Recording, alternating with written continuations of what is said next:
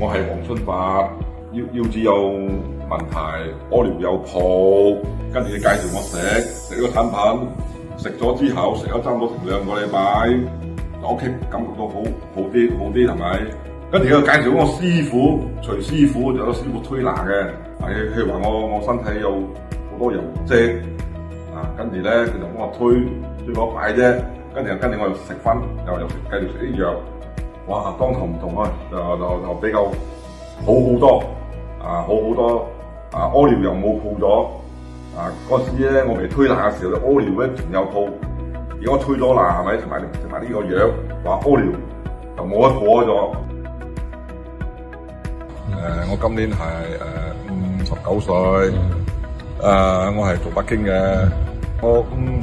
57歲嘅時候咧，我就開始身體冇咩舒服，成日攰奶又屙尿有泡咁樣係咪？跟住嗰隻阿 Mr. Wong 佢呢度北京嘅，跟住介紹我食保健品，跟住我就好啦，我咪試下啦，跟住我就食呢個瑞康寶，朝早3粒，晏晝3粒。就夜晚3粒，先一日9粒啦，一日9粒食落去，食咗差唔多成2個禮拜，覺得人又冇咁攰開，食咗差唔多成半年咁樣，跟住我又減少咗咯，朝早2粒，晏晝2粒，夜晚2粒，